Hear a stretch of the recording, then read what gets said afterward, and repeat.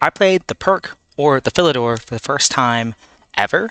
This is round 3 of the DMV Adults-Only Tournament here in Dulles, Virginia. And I'm playing Darren. I played him a few months ago with the black pieces as well. So this is my second time playing him, and he was killing me with the Karakan. So he played the 2 knights, and I got into some bad territory, and I didn't want that to repeat. And I actually didn't even know what I did wrong.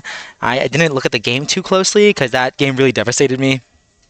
And I still I didn't even make a YouTube video about it or anything like that because at that point I wasn't active with it, with YouTube videos. So I decided to change it up and just play D6. He played knight C3, and I play knight F6. So with D6 and knight F6, I mean, like, if he plays D4, then they can transpose back to a Philidor. But he played F4, and now I'm like, I really don't know what I'm doing. I never got a position like this before. If I played C5, of course, now it's Sicilian, and it's a Grand Prix attack. I don't know what I'm doing, so I definitely don't want to go into that. Like, I really don't know what I'm doing. So I decided to play Bishop G4, enticing knight F3, and playing knight BD7. And so now I'm never going to play C5, so it's never a Sicilian. It's kind of the main idea. He plays H3. And he's happy to win my bishop pair, but I'm happy to stake a claim in the center, play with the move E5. If he takes, then I'm going to take back with my knight, attack his queen, and it's not really clear where the queen wants to go. I guess maybe go queen E3, perhaps.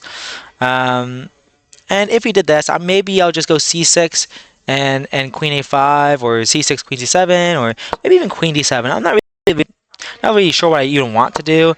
I guess in this case, I have to know that D4 is coming, so I could play C5 now if I really wanted to, but it's weird to give up this D5 square, so I'm not sure if I would have actually done that or not.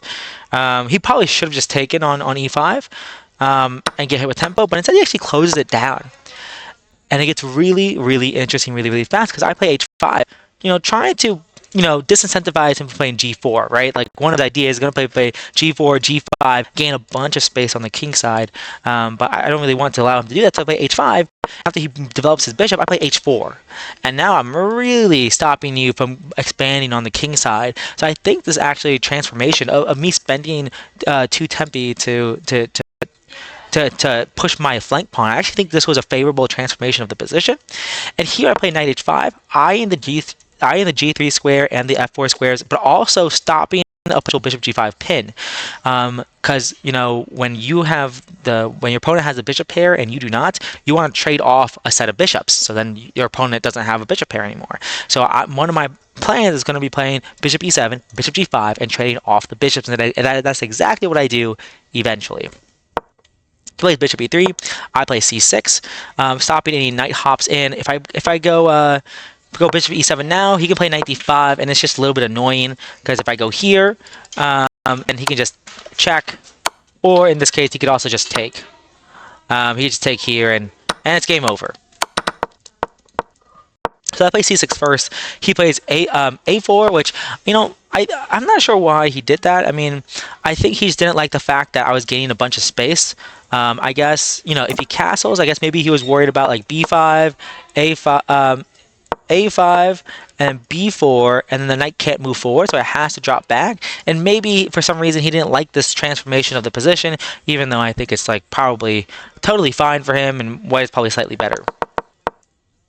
So he invests the tempo to play A4, but that gives me more time to play bishop E7, and then he plays queen G4, and at this point, I kind of actually liked my chances here because now I moved my other knight to F6. So my knights went like this, but now they're going like this, and the knights are going to continue to follow each other because after queen F3, I play knight G3.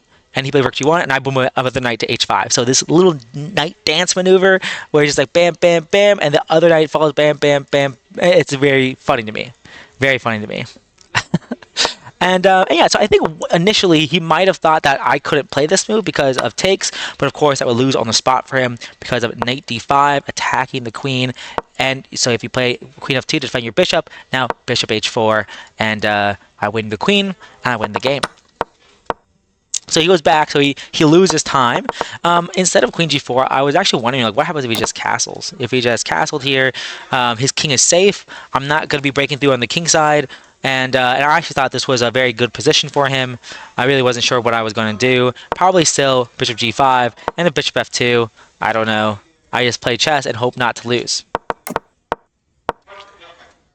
But instead, he loses time and now allows my knight to get to g3. So now, you know, he can't castle ever on the king side. And now, actually, after knight f g5, I actually was kind of expecting him to play queen g4. Yeah, I was actually expecting him to play queen g4 to stop me from playing bishop g5. If he did go queen g4, I probably would have gone queen a5, pinning his knight. And if he drops his bishop back, then I will play queen b6, maybe attack the rook. And yeah, actually, like, and you know, if he castles, then I have a target now. I don't know if that's worth anything. It might not be, but it's something I was thinking about. I could play queen c7 or queen back to d8. Not sure what I want to do. But instead, he actually drops his knight back to e2, and now I'm able to play bishop g5, continue with my plan, trade off the bishop pair, and he castles. Well, he trades on g3 first, and then castles. So he's getting to safety, but is that king actually safe? That a-pawn and this bishop are going to be used. I'm going to hit them with tempo to gain some time and attack his king. That was the idea. So I take, go queen a5, he goes bishop e3, go a6. And here, some really interesting moves here. I thought he might try to go d4. Here, trying to open up the position since my king is in the center. If he did that, I was going to take. And after rook takes, I was going to go queen e5. I'm starting to go queen takes, knight fork, picking up a full extra piece. And I'll be up a rook at the end of the day. And if he saw this and he doubled up the rooks, I would have played knight takes e5, taking advantage of this pin, forking the queen and rook. And if he sacrifices his bishop, and after I take, he can unpin himself from the pawn and attack my knight. So if he played bishop takes f7, I might go king d7 here, and yeah, I think I'm winning here. Although I didn't fully calculate everything, but I got to this position and I thought this is probably winning for me. So I was hoping he would play d4 and go into this, but he did not, of course. Instead, he played king b1, which is a lot better of a move. You don't have to calculate all these knight checks, so it actually makes a lot of sense to go king b1 here, as you should. And now, even if the a file opens up, or if this a-pawn is lost, I'm not threatening checkmate, so king b1 makes a lot of sense.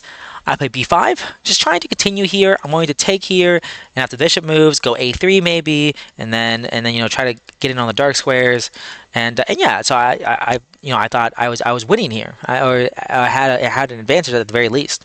He goes queen g5, and I knew this move was coming, and I prepared king f8. So, and now I have ideas of rook h5 to kick back the queen, and if he plays d4, I was still calculating d4, then I could play knight takes e4, and if queen back to attack the knight, d5, and if takes, now I take, and now the bishop is really sad here, and he has these passed pawns, or these advanced pawns I should say, but it's nothing to worry about. I'm just going to go rook b8, and I'm going to be attacking him. That was my idea, at least. So I thought d4 was an interesting try, but it wouldn't work. And then he played bishop takes f7, and this kind of ruined my day. And I knew it was at least a perpetual. If I take the bishop, he's gonna go check here, check. If I go up here, he has to check here. If I go this way, then he has to check here. If I go this way, then it's getting really close to a fork here. I have to go up to defend my rook, and then he gives more checks. So it's at least a perpetual. It might not be a perpetual if I go here and here. Like now I'm losing. I have to be careful of this pawn. So he's starting mate, so I would have to defend. And if he pushes, then maybe this is okay. Maybe I have to go king h8. And then after he takes, nothing's guarding f8, so this looks to be losing to me. This looks like it's losing. I can maybe retreat, but then he takes. And this looks very tricky to say the least. Like maybe after f6, maybe after f6, I don't know, maybe I go rook. No, rook a7, but then queen e8, and then here looks very scary. Looks very, very scary indeed. I could go rook back in this case, and I think everything is okay. I think everything is okay. But I didn't calculate this far. So I should have taken this bishop. I should have taken this bishop and accept that it's most likely a draw, or I'm slightly worse. Instead, I don't take it, and I just go rook a7 here, just attacking the bishop, guarding the 7th rank. And I realized, though, after I played this, if he plays bishop g6, I just lose the game. The game is over. If I go rook h6, he goes f6, game is over. I cannot take because my rook is hanging. If you know, and also my queen is tied down to defensive d8. If my queen didn't guard d8, you know, queen d8 would be checkmate. And I really didn't know what I was going to do. Like, if I take this pawn, then he can play x anyways. And if I go a2, a3, I mean, then he can take. And now this has got to be a good move here. I don't even know what to do for him. Maybe you can just go check. I thought there was something better. Do you have to? Yeah, I assume you probably take, and if you go check here, check here, and it's at least a perpetual. Wow, wait, is it not actually winning? Wow. I thought for sure I would be winning. There's probably some discover check I'm not thinking of. I guess if you go here, for example, feels like you should probably just sacrifice a rook. Sacrifice a rook and get one more attacker in. Although in here, I think it's probably the best, because now here, probably check here now. So sacrifice a rook. Oh, and it's just literally mate immediately. Yeah, so it should be winning. So I realized it would just be winning for him if he played bishop g6 after I played rook 7, but now he played bishop e6, and I am alive. I play rook h6, he plays f6, which I thought had to be a mistake because I just take, and he takes, and I take, and he takes, and yeah, like we traded off a couple pawns. However, now my biggest problems are, you know, no longer an issue. Here, I probably should have just taken this pawn at some point, and after rook f1 check, just block. You know, and yeah, he could take and go check again, but I'm fine. I'm fine here. Yeah, it's a little bit scary, but if he trades off rooks, it's not scary at all. So here, that's what I should have done. I should have just taken the pawn. Even with the a pawn, maybe, if I really want to, I can do that too. But instead, I don't do that. Instead, I just double up, and now he plays queen g4, just asking me questions like, "Hey, how are you gonna defend this pawn?" Because, you know, I would love for it to have time to take this pawn and push a3, but he's not giving me that time, and it's all because I didn't take the pawn when I had the chance, and I just thought I would have a better. It would be. You know, like, he doesn't want to take me, so, you know, it's fine if I don't take that pawn. But no, it is a problem, as you see in the game, where I double up, and now my king's weak. I play c5, which this is no engine recap until the end, but I think when I was importing this game, I accidentally had it on, and so I guess c5, that makes sense that it's a mistake. I'm not sure what the alternative is supposed to be.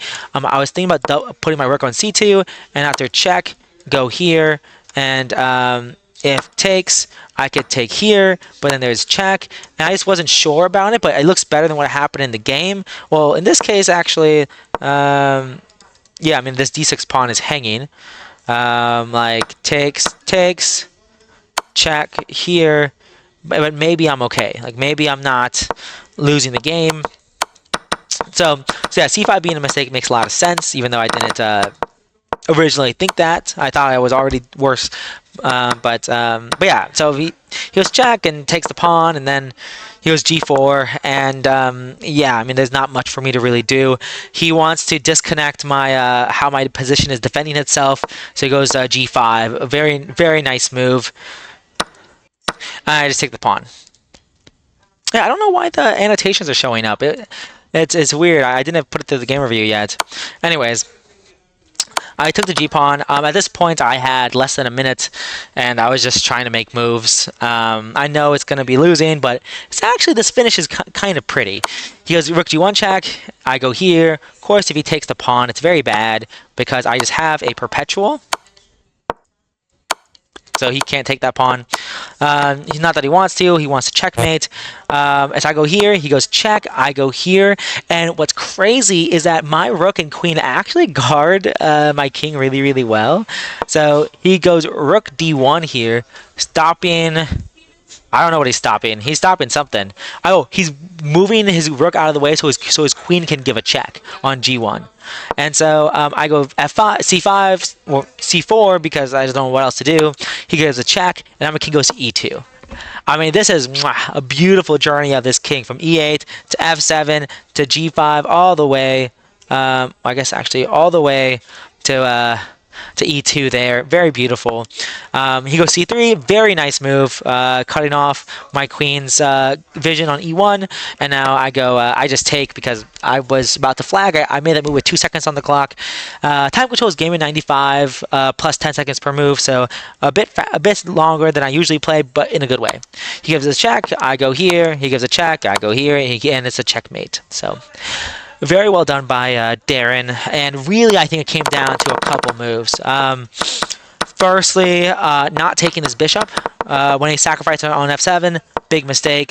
And then once again, not taking his pawn because I thought he never wanted to take me, also a huge mistake. So making mistakes left and right in this tournament, and yeah, you know, it was a really fun game. You know, first time not playing the Caracan, and it was really exciting. And you know, I think maybe I should play this opening more often because it was a lot of fun. It was a lot of fun. Well, anyways, with that being said, I'm going to hit the game review, and I will see you guys in the next one. Peace.